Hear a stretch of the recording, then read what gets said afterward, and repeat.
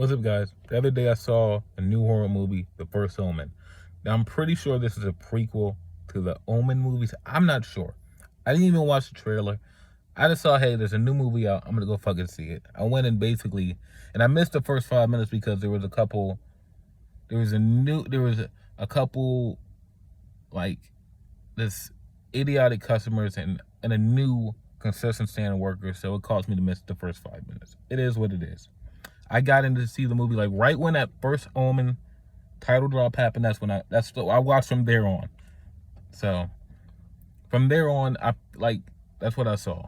Now this movie starring Nell Tiger. Nell Tiger. Like I think it's Nell Tiger Green. She has a hell of a name, but she was phenomenal. Like so good. She was amazing. Like some of the things that were asked of her to do. Like, I feel like some actress could have made this shit look so fucking goofy, but she made you feel what you were supposed to feel. Fear, it was supposed to be unsettling, and it was unsettling, and she made you feel unsettled watching it, and she made you feel scared. I feel like a lot of other actresses, if you asked them to do some of the shit, they would have made this look so goofy and corny, and she didn't.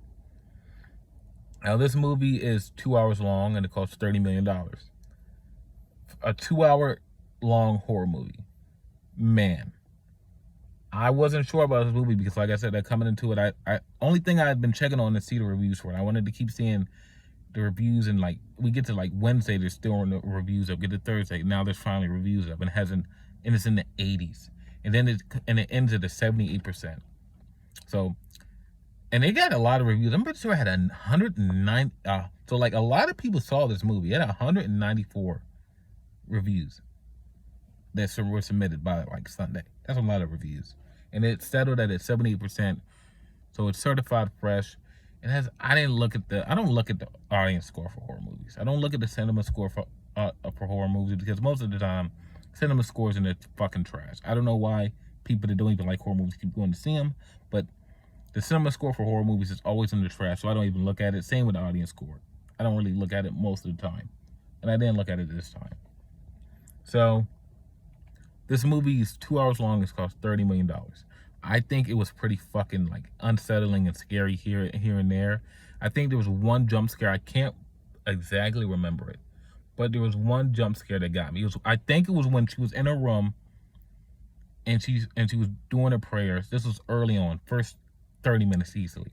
She was doing her prayers. I'm sorry if I'm spoiling it right now, but she was doing her prayers, and she can hear the sisters outside talking, and she was like, "Oh, the sisters out talking," and then like they're talking like she's fucking a child again.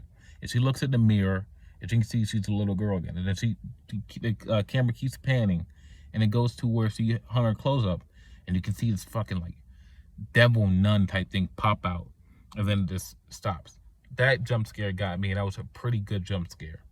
This movie overall is pretty scary, and the narrative is like, after seeing this a week after Immaculate, you get the feeling like, oh, I've seen this before.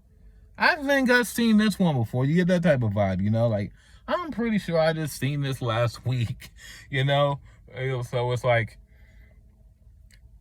it's different though, because like they wanna birth the Antichrist. Immaculate, they wanted to birth the Messiah, so it's different. But you get the vibe like I've seen this before, and just like Immaculate, I feel like they were both well done, and they both like. I think this movie did like. I think when Immaculate finally, it's kind of fucked up to compare these movies, but they came out a week apart. So I don't know what you want me to do here, but Immaculate, they were like doing. I feel like it was a little bit more slow burn. Immaculate's 90 minutes though, and that's kind of weird. But it's like I feel like once like they finally went mask off on Immaculate, it got scary, and it got really good. I feel like this movie, when they didn't go full mask off yet with the reveals and the twist and the plot turns, I feel like it was still a very eerie and scary movie that was interesting to see. So I feel like this movie was still pretty eerie and scary before they went full mask off with the plot twist and everything. So yeah, The First Omen, I recommend you go see it. I thought it was really good. I didn't give a whole lot away, but like I said, I thought it was scary. I thought the $30 million, do you see it on the screen? I think you do. I felt like some of these shots were pretty cinematic, pretty nice looking, you know? So I think you see the $30 million on the screen. So The First Omen, I don't remember what I gave that Immaculate. I think I gave it like an 8 point. I gave it something in the 7 through 9 range. So I'm gonna give this movie an 8.5. I think it's better than Immaculate. I don't know what I gave Immaculate. I can't remember, but I do think this movie's a tad bit better than Immaculate because I think sometimes when you give horror movies 2 hours, they really fuck up. Like if this movie, like if a horror movie is not scary, and you got to sit there for 2 hours, it can be a very dreadful experience. And this was not a dreadful experience. This was a great experience. And this movie was very scary. So yeah, The First Omen, 8.5 out of 10. I recommend you go see it. I think the main actress, like I said, she was really great. And I think if you gave some other actresses and stuff that she had to do, they would have made that shit look so fucking corny, you wouldn't know what to do. So yeah. So The First Omen, 8.5 out of 10. 8.5 out of 10. Peace.